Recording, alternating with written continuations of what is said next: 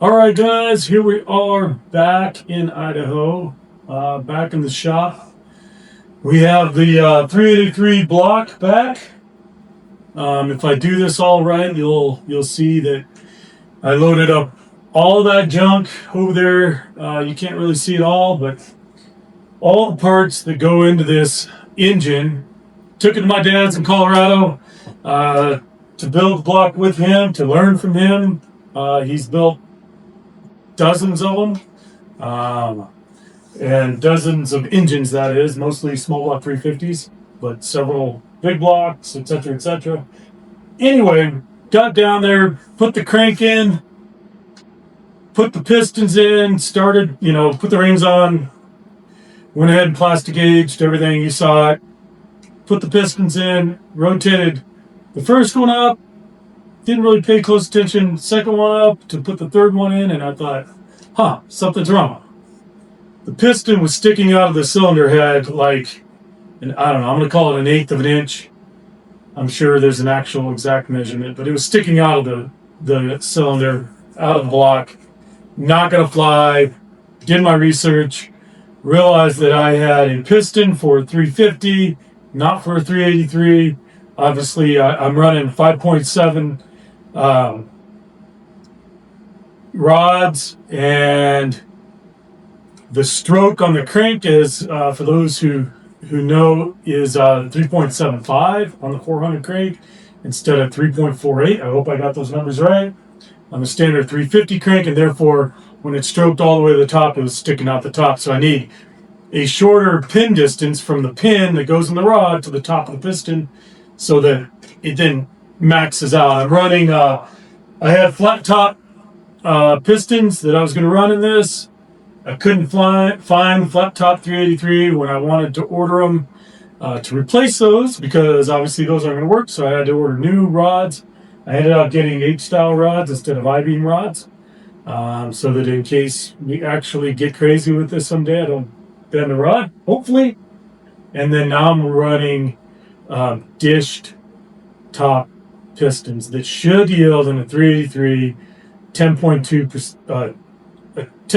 compression to 1, 10.2 to 1 compression. So that's good compression, probably at the upper edge with running pump gas on this. I think I can I'm hoping I can run 91 or 93 octane where I can find it, but at least 91, because I am running aluminum heads, and it should be able to dissipate that heat a little bit, and therefore I should be able to run a little bit higher compression without pre-detonation. So we wrapped it up because I couldn't finish in my dad's house down in Colorado, called an 11-hour drive away. Ordered the new pistons, ordered new rods. I have them, new bearings right here. And so here's the bearings, pistons, rods.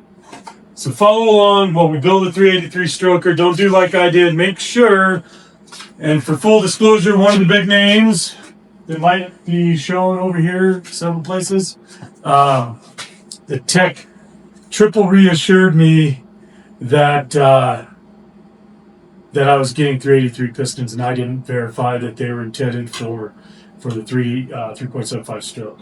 So 3 3/4 stroke. Inch stroke. So anyway, we have all the right parts. We're going to put this sucker together today. I have the afternoon and evening to do it. My guess is it'll take me about 4 or 5 days, but I'm going to try to do most of it today. If I can get all the pistons in and feel comfortable, I'm going to have to re-plastic gauge them, etc., etc. So I'm going to unwrap it. I'm going to crack the seal, and I'll probably bring you in here a little closer so you can see more of the engine as we work along. But we're going to get it done. Here we go, building the 383.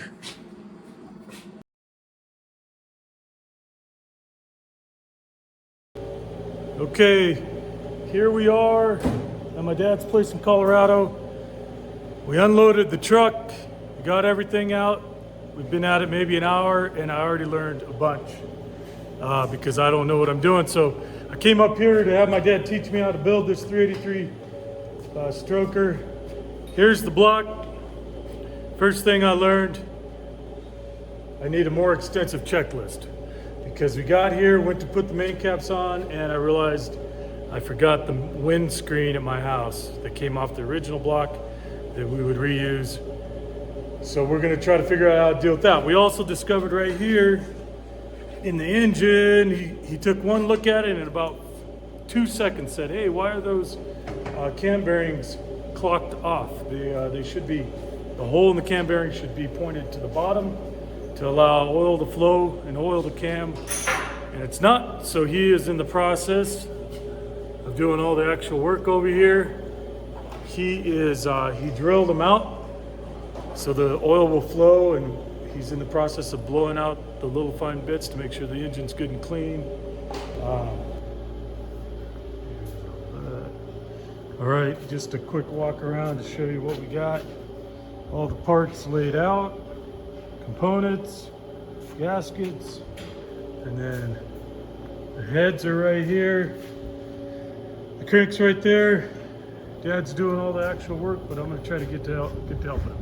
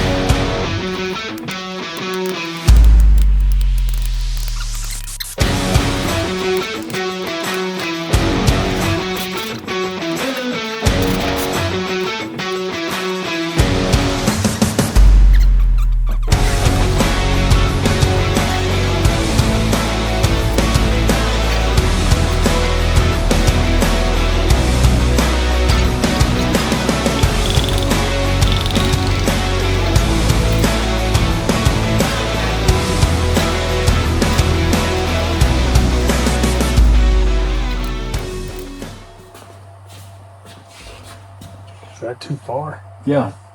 That's what I thought. Man, that's way out of it. No, look. Watch this. See?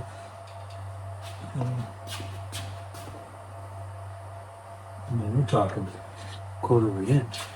No, it's not a quarter inch, but it's, Eight, but it's 16. 100 plus It's a lot. thousands.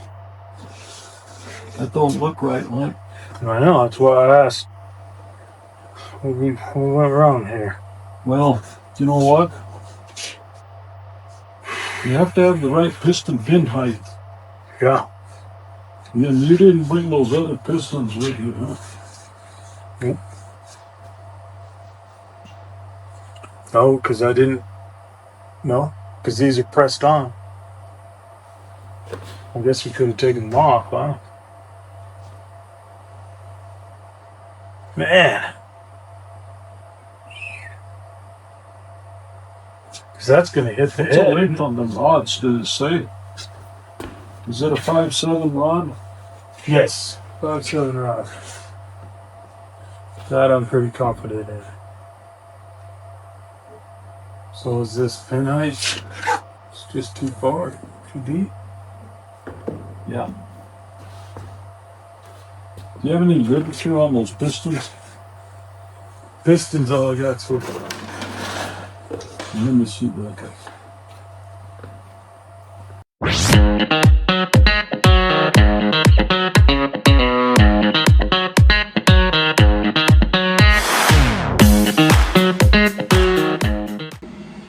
All right. So here we go. Again, as already just mentioned, put the pistons in, realized I had pistons for 350, needed 383, which makes the pin height to the top of the piston a lesser distance. So I have the new pistons. These are what we're going to use. Got them off of Speedway, I think, if I remember right. And so we're going to open them up. So here's my dilemma, though. In theory, your pistons, your rings, your rod, everything, all those things are balanced and identified by cylinder. Mine no longer are. So I'm just realizing I think I need to get my rods rebalanced, balance them myself, and then I think the way I'm gonna do this is I'm gonna fit my rings to, for example, cylinder 1, check and make sure I have a piston that fits cylinder 1, go put that rod on that piston with those rings into that hole, and then go do the same for 2, 3, 4, 5, 6, 7. Well, it'll probably be 1, 3, 5, and 7, and then 2, 4, 6, and 8. So let's take a look at these pistons. Opening them up. It is UEM, United Engine Machine pistons. KB, hypothetic, whatever. Anyway, claims they've been making them since 1922, almost over 100 years ago. So let's open them up, take a peek at these guys, see what they look like. See if they look like 383 pistons.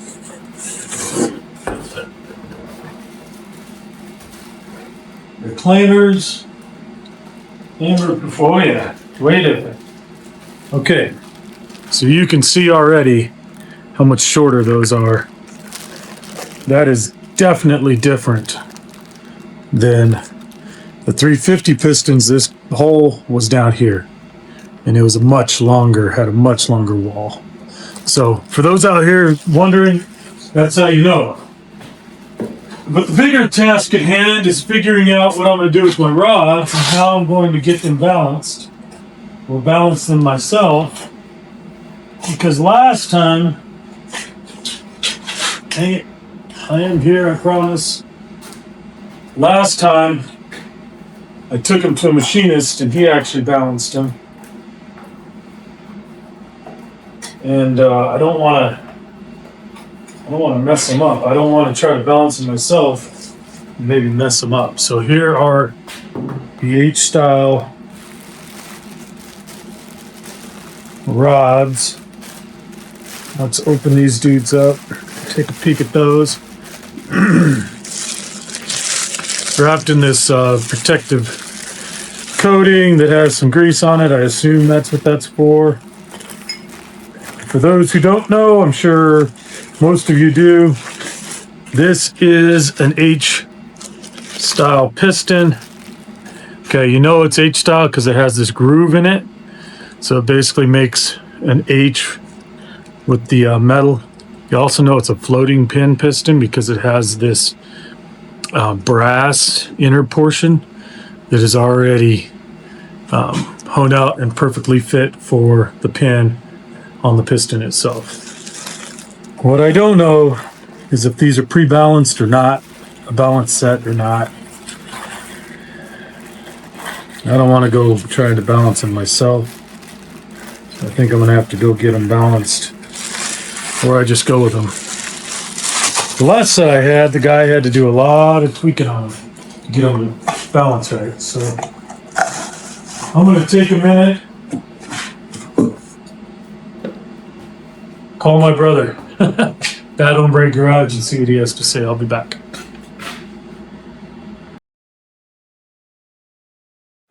All right, all right. So I tried to call my brother. I think he's working today. Tried to call the guru. He didn't answer. Hopefully he'll call me back when he gets a chance. But we're back in the back into the shop here.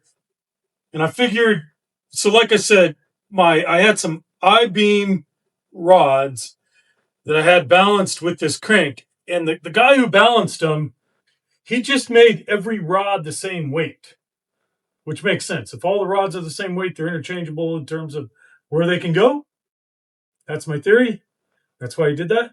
So I thought, oh crap, now I have to take these H rods back. It's an hour and 15 minutes to the guy's house. Have him balance them for me and bring them back because I don't want to start grinding on rods, $320 worth of rods, go too far and or mess them up. I don't know what I'm doing when it comes to balancing rods. So I thought, well, I have this scale that I use for weighing broadheads, whatnot, when I'm building arrows and weighing arrow weight, total arrow weight, et cetera, for the hunters out there.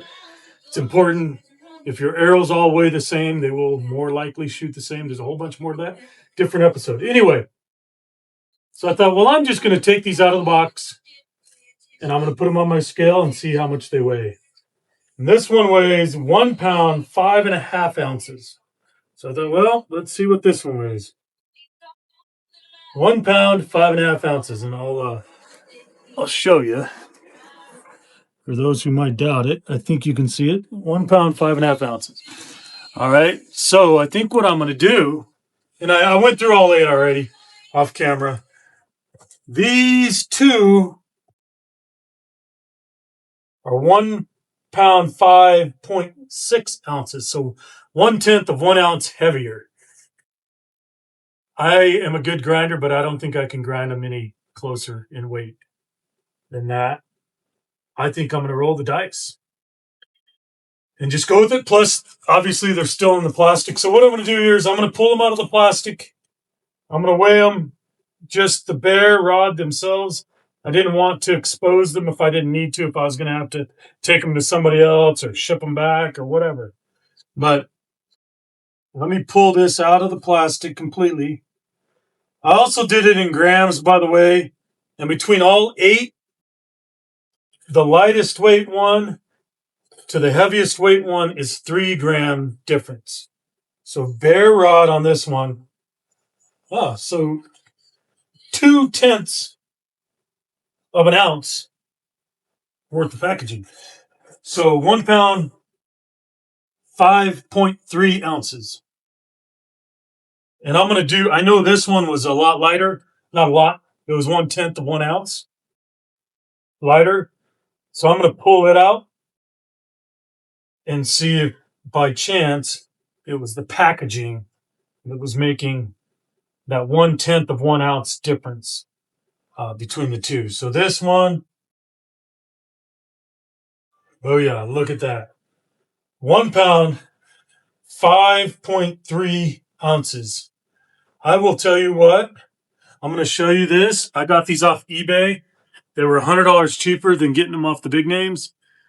That is exactly what I got. If you want to Googleplex it, I'm going to go and weigh all 8 of these as I put them together. I'll bet they're identical in weight. All right. So I just talked to Joe. Thanks, bro. Appreciate the help. I went around and around and I got spun out. He had some good advice. Advice number 1 was read the instructions. And these instructions are actually very clear. It's interesting because according to these Claimer piston instructions, the top ring gap is potentially going to be different than the second ring gap, which I guess is accurate. I also have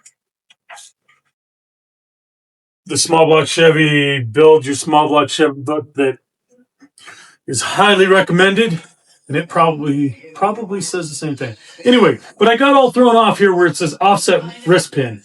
So I was kind of like, what do you mean offset wrist pin? And I measured it. It doesn't look offset. What do you know? It's not offset.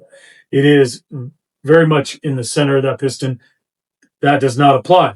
Flip it over, piston orientation, we're going with the valve relief. Again, thank you, Joe. I'm getting all the nomenclature right to the top of the engine, right? So I'm going to start putting my pistons on, go over to the engine, make sure they're oriented correctly, and get them all lined up.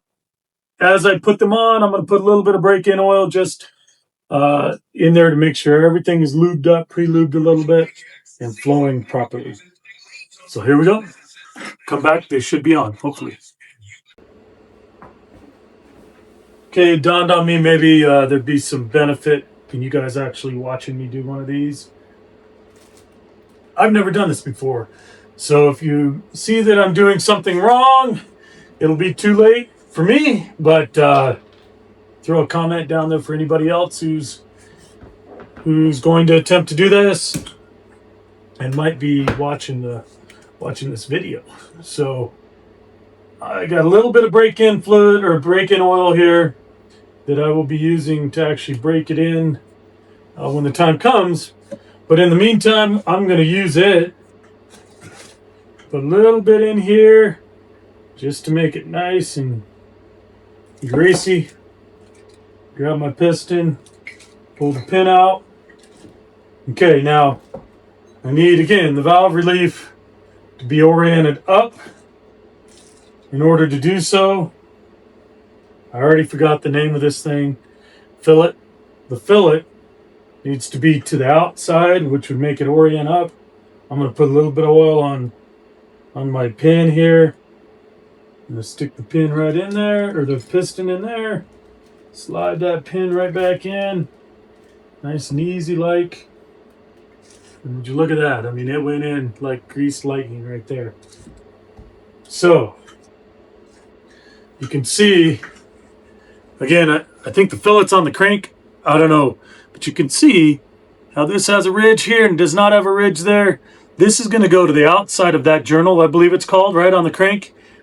And then the other one's going to go like that on the outside. So since this will be on the outside, that then makes the valve reliefs on the top.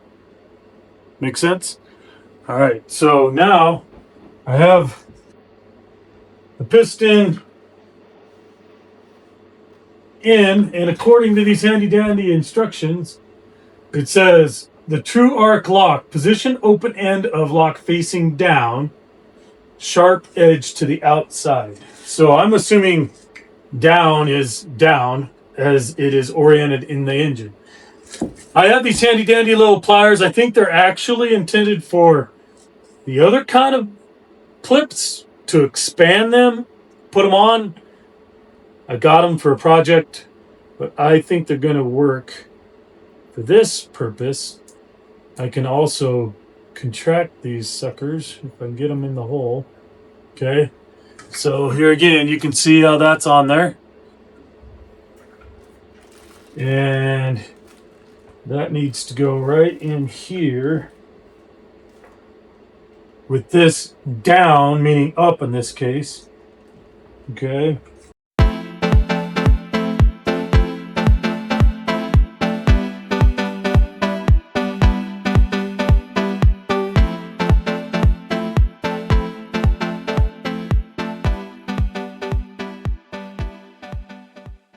Okay, let it be noted, sharp edge to the outside. And you can kind of feel it. You can feel which side's sharp. So you're going to want to engage that side, and I really hope I did that other one right.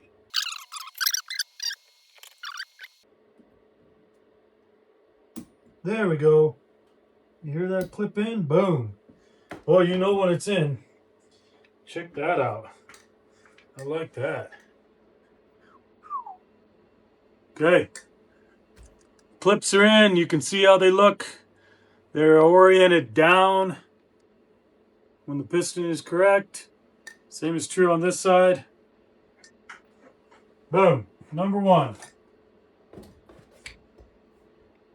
Like I said, 14 to go. That only took 10 minutes. 140 minutes. I'll see you in a couple hours. Okay, guys, we're back in the shop. Saturday morning again. And ready to dig into these pistons. So as you can see, when I shut down last time, I covered them up so that they wouldn't get any dust or debris on them during the week here while I was working my real job. Went in through the rings that I'd already opened up in here, and this morning I've been looking through all the literature. So if you're like me, you don't read instructions. You have to read instructions. I hate to say it, I hate to admit it, but the pistons actually came with, I think the pistons, no, I'm lying. The rings came with pretty specific instructions. You'll want to note that the top ring and the second ring have different orientation, and it's all spelled out on these instructions. They are different sizes, as in widths, I believe, as well as the angle of the grooves. Here, I'll come a little closer so you can see what I'm talking about. Okay, so find this. If you got some rings from somewhere that didn't come with instructions, I would inspect them pretty closely and then get on the interwebs and make sure that they are oriented properly. Top, second, beveled groove, non-beveled groove, etc. So this also goes into how to inspect your cylinder as you're taking the piston out and putting it back in. I'm putting brand new pistons into a newly, freshly bored 30 over small block Chevy, so I don't need to worry about cleaning the pistons up, watching for ridge lines from the old pistons, etc., etc. But if you're doing that, follow the instructions. This also says that the ring clearance, so top and second compression ring gap is a minimum of 4 thousandths per inch of bore and a maximum of 6 thousandths inches per bore. So my bore is 4.030, right? Because I'm bored 30 over on a small block Chevy of 4 inches. And if I just do the math, minimum gap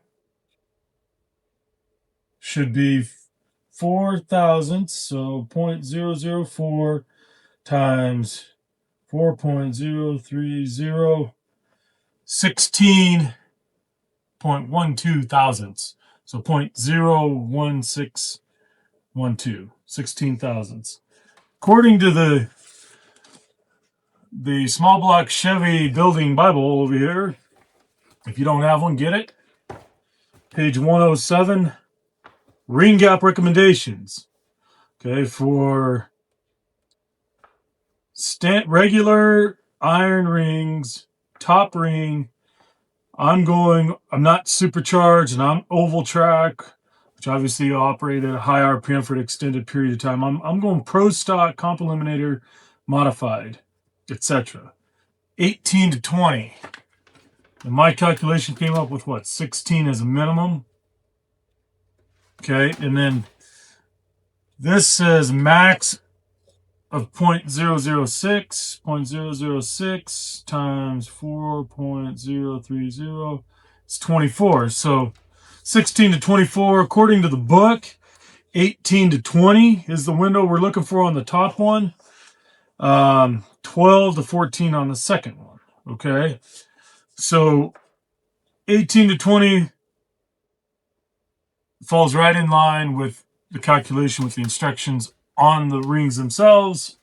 So we're going to go with the book because it's a tighter tolerance, and that is what we're looking for. So between last time and this time, I picked up, thank you again, Brother Joe, Bad Hombre Garage, a manual ring gap cleaner upper thingamajigger.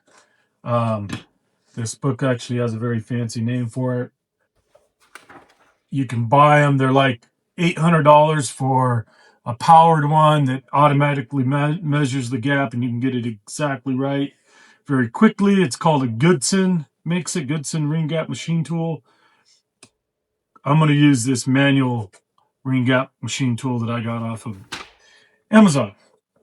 So That is the goal right there. Step one, though, and so here's how I'm going to do it. I've measured my pistons and I've set them in 1357, 2468. I'm going to keep them in those orientations.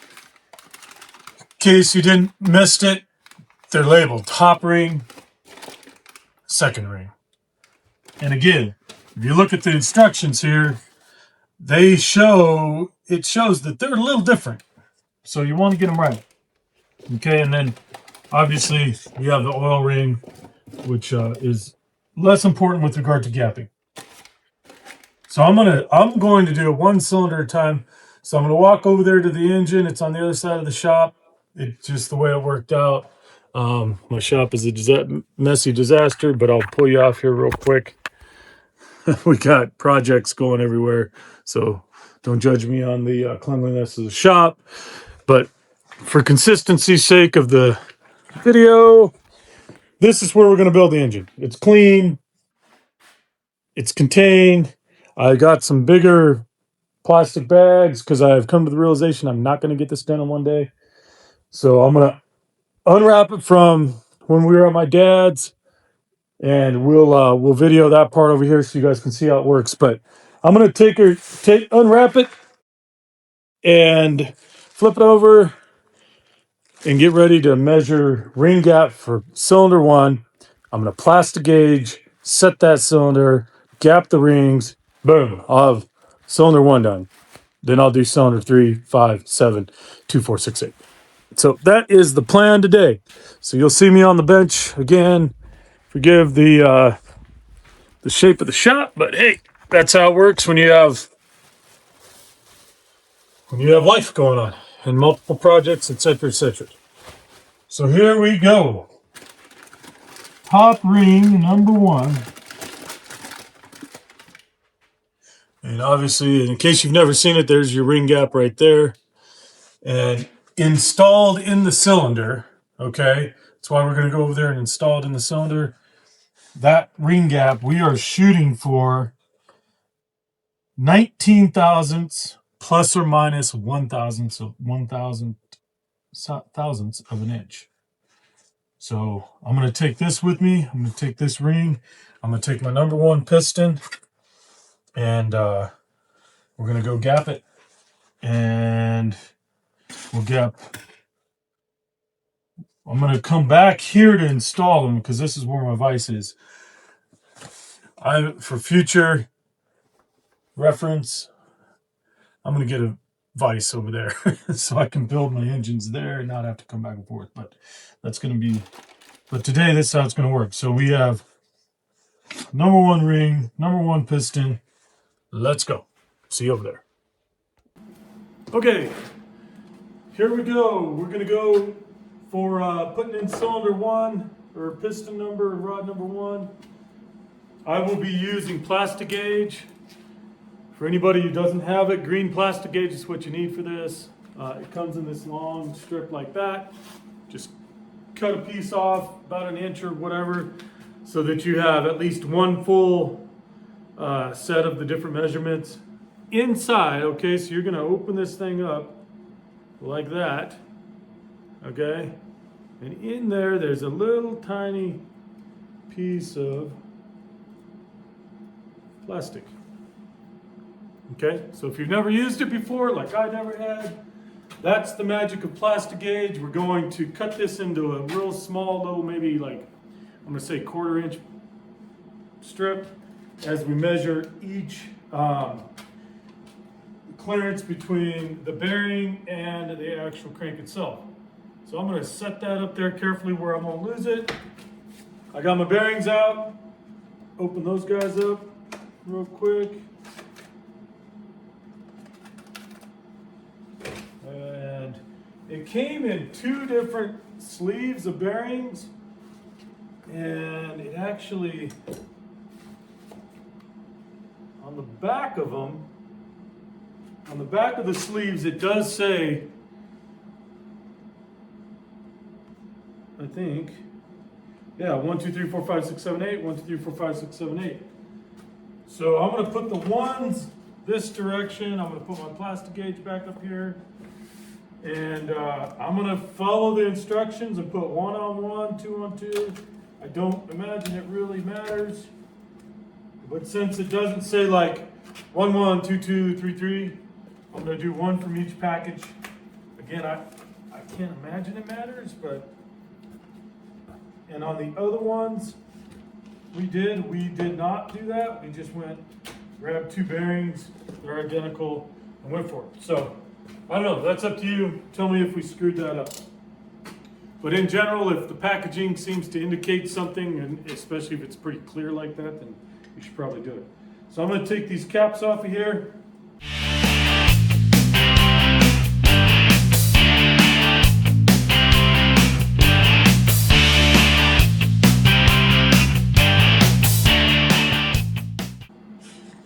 There we go.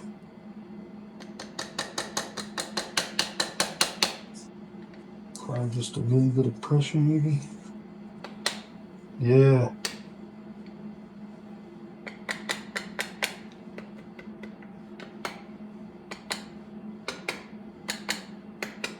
And this, ladies and gentlemen, is why every one of these projects takes like 10 times as long as you think it will.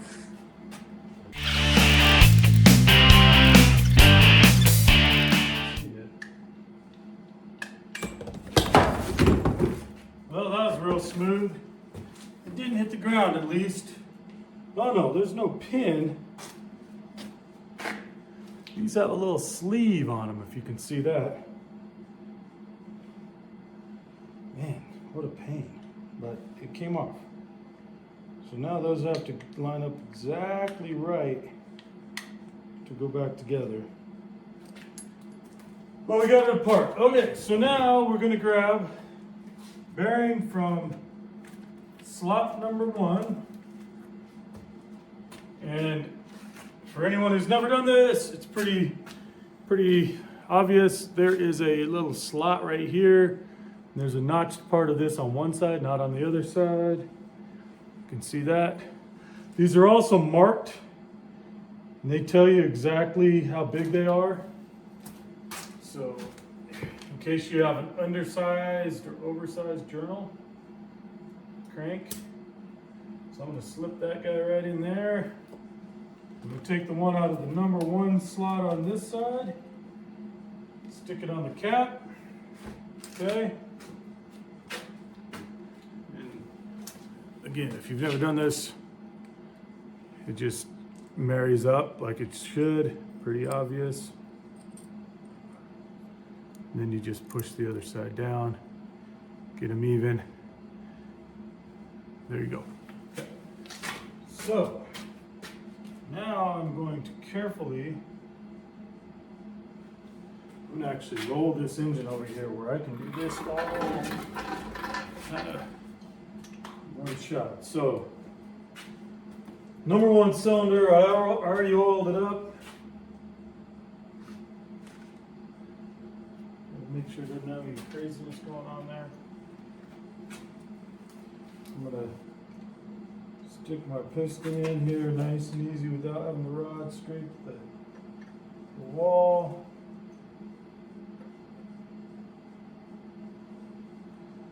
And obviously the valve reliefs need to go toward the, I guess maybe not obviously, I just read it.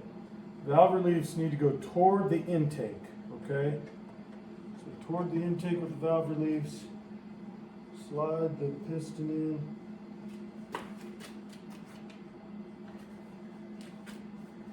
I got it backwards. This is not going to work. This piston will not work for the number 1 hole.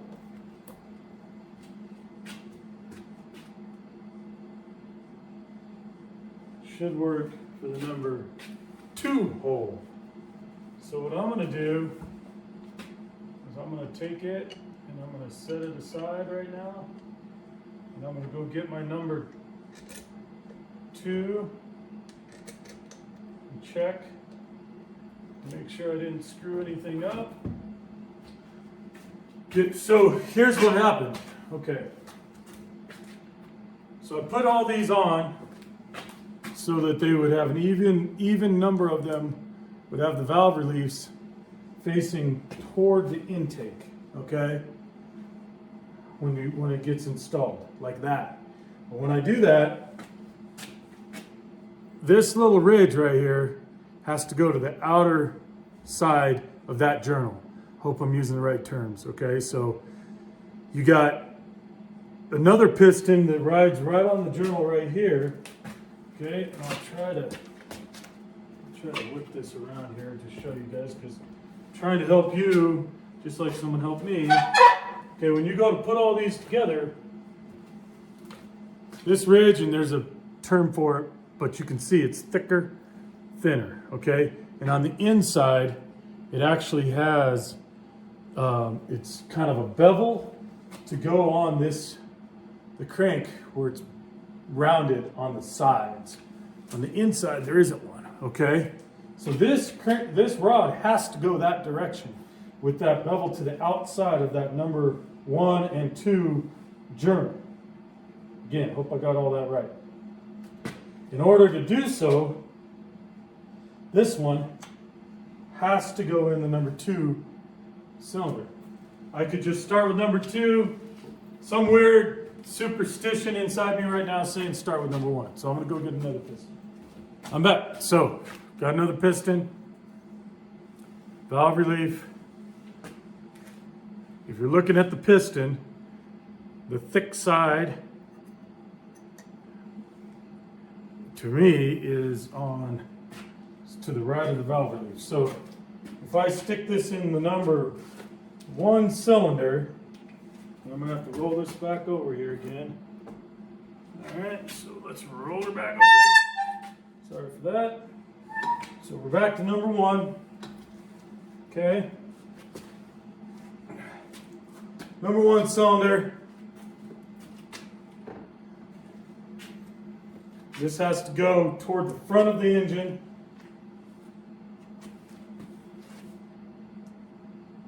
Well, here we go again. Another lesson learned. Half of my pistons are on the wrong orientation. And I even thought through this in there.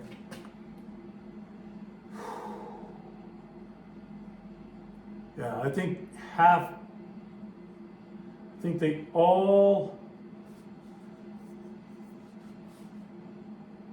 have the valve relief down when that thick side's to the left looking at it.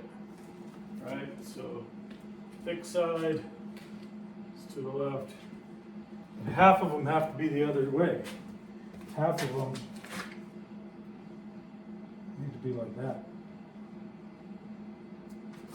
Darn. Oh, there goes my morning. I gotta go. Pull the wrist pins out of half of them, flip them around, put them back together. There we go. 15 minutes learning. All right, guys. So I suffer from a case of the, a case of the lazies? No, I'm not, though. Anyway, I suffer from a case of the, I think I had it figured out in my head. That should be right, but I didn't go physically verify. I do that way too often. You're probably going to see that throughout this whole build, but here's how it bit me today.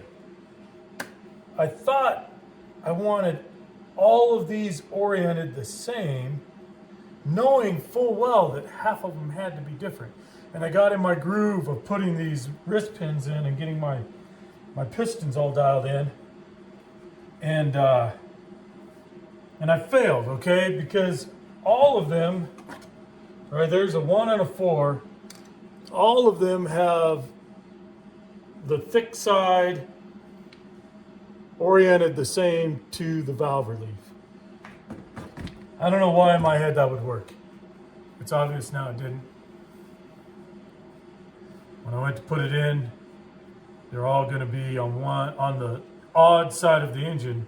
They work fine for the even side of the engine. Odd side of the engine, they're all going to be wrong. So I got to flip half these over. I also discovered it's incredibly hard to get these end caps off. You already saw this. It has a little sleeve right here that when you're taking it off is just, you got to go easy, tap it with the little rubber mallet, something nice and soft but firm enough to jiggle that loose until you get it off. So I'm going to take all the end caps off. I'm going to start by switching half of these, the orientation. Take all the end caps off. We'll go back to the engine.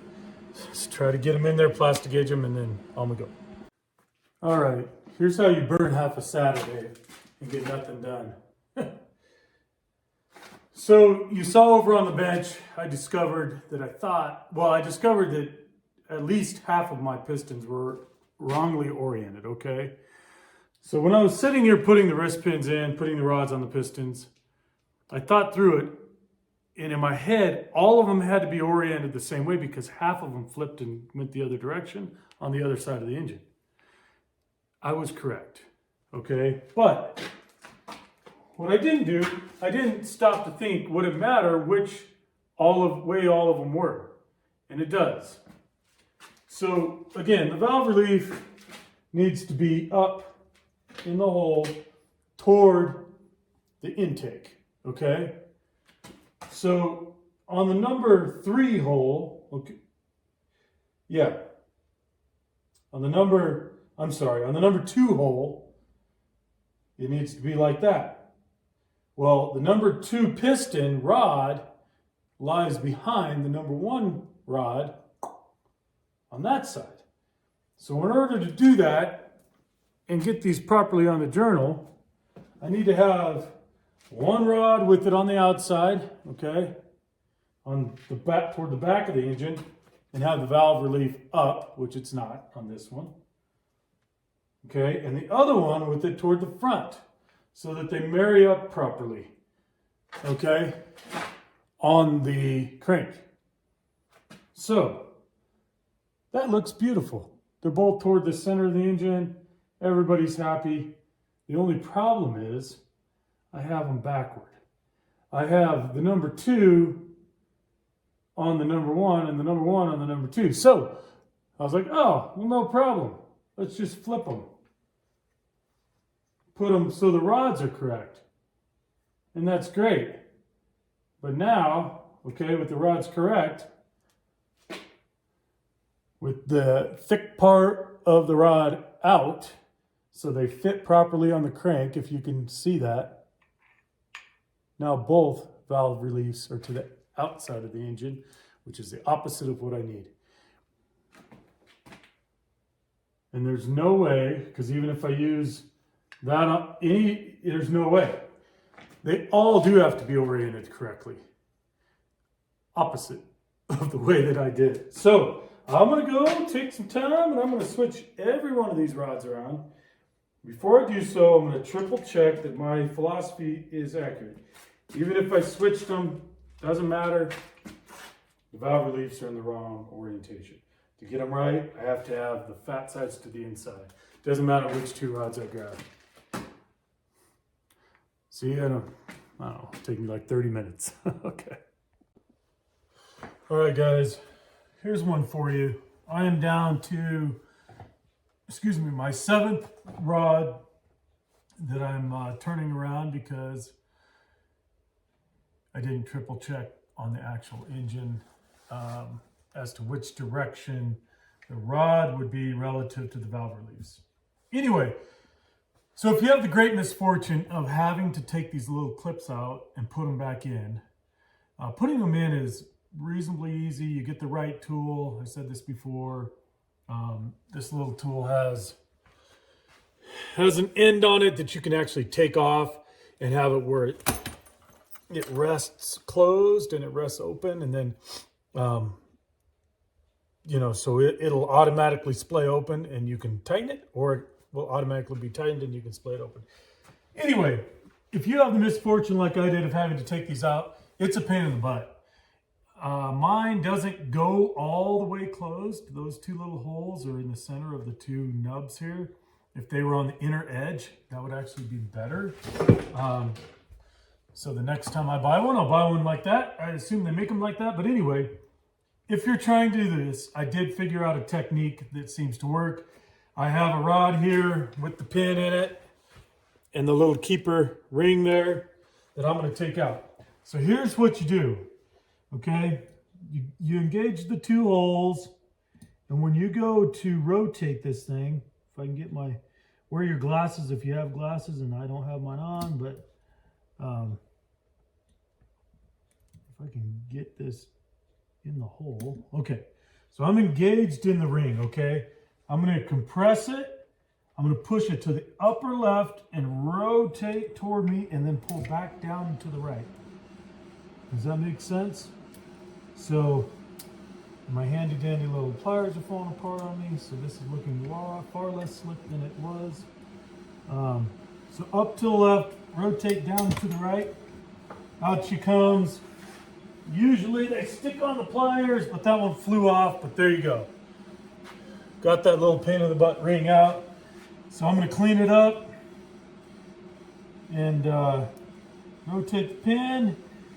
As a reminder, these pins have a flat side and a rounded side. The flat side goes out. Again, that is described right here. True arc lock. Position open end of the lock facing down, sharp edge to the outside. So, there you go. I found, and I'm sure there's better techniques, but if you smash the ring, push it up to the left, and rotate, and pull down and to the right, it works for me. Good luck. All right, guys. We got all the caps off. We got all the rods rotated around. I brought the bearings over here, and I'm gonna put all the bearings on. So some of you saw there was a lot of debate as to whether I needed to rebalance the entire system with the crank, the rods, the pistons, the balancer, the flywheel, and I'm not going to do that. So these rods all weighed 1 pound, 5.5 or 5.6 ounces. And in grams, they were off by 2 grams, 2 of them. So I got to think about it. In the rotating assembly, I don't know if all these pistons weighed the same. I don't know if all these pins weighed the same. I don't know if the bolts, etc. Well, I guess they were included. Anyway, point is, I'm gonna put the bearings in, and I'm gonna have the whole rod, bearings, piston together, and I'm gonna weigh them all. And I'm just gonna see how close the entire thing is. And if there are still 2 that are identically just barely off from the rest, I'm gonna put those on the same journal in the middle of the engine, I think, and roll. But we'll do a little time lapse as I stick all these bearings in.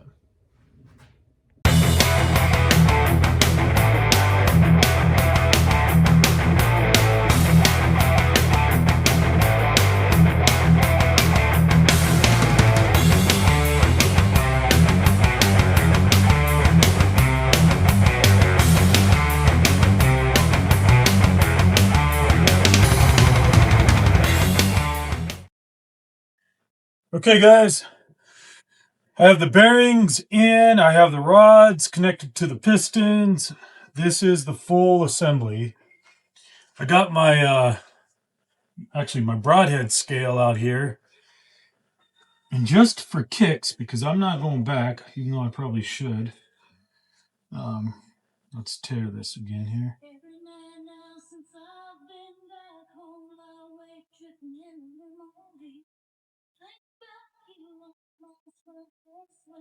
I'm going to get it reset here. Okay, the scale is zeroed. This that screwdriver weighs 17 grams. Piston number 1, full assembly, weighs 1.26 kilograms. 1.26 kilograms. Piston number 2,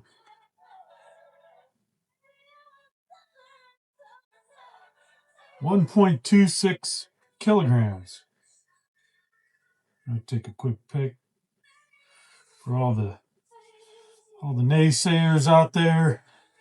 I shouldn't do this because I'm jinxing others, I'm sure. Okay. 1.26, 1.26. Come on, ice cream. 1.26, 3 to be exact. That's number, here's number 4. 1.265, 264. Okay, so I got a 1.264.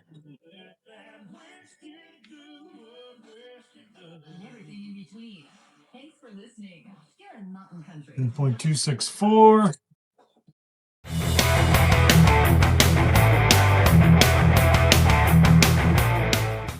264. Okay, so I'm going to do this. These two front ones are 1 gram off. 64. Would you believe that? That's crazy.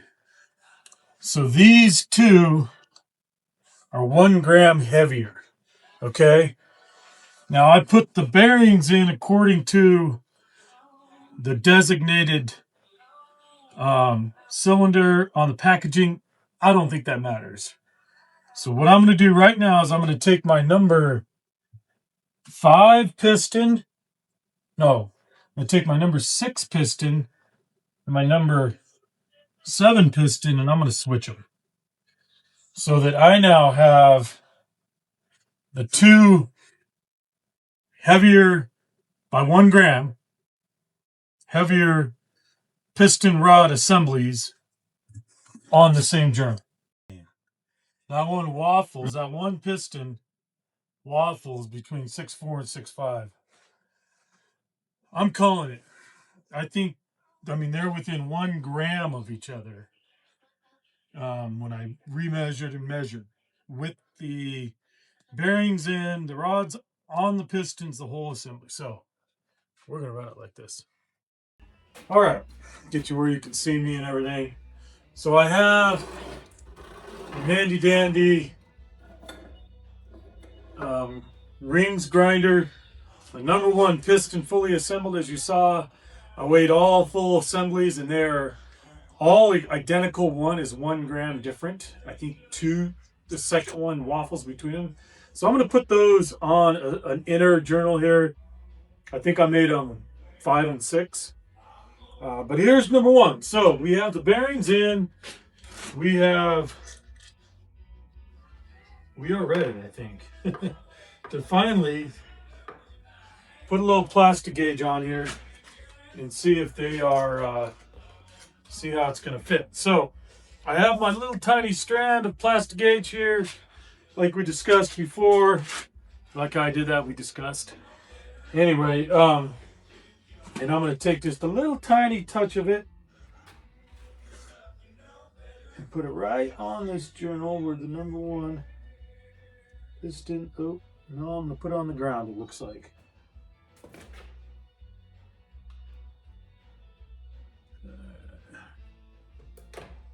Alright.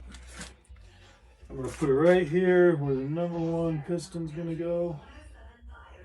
And it's kind of a fatty, but I think it's going to work. Centered. Need to rotate this where it's going to be centered properly.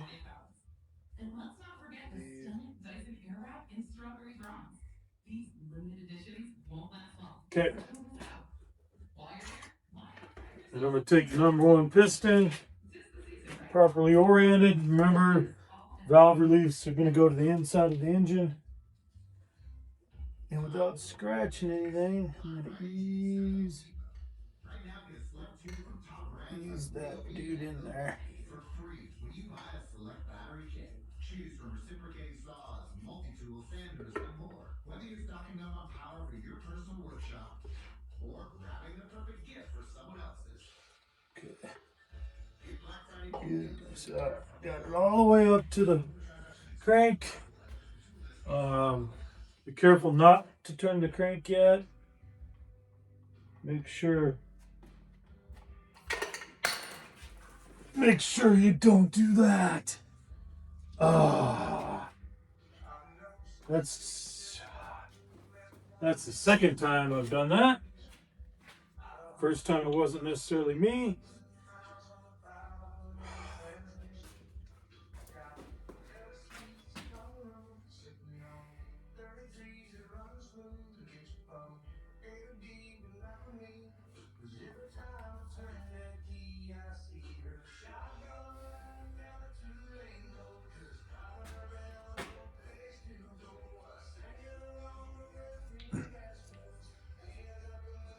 Broke it.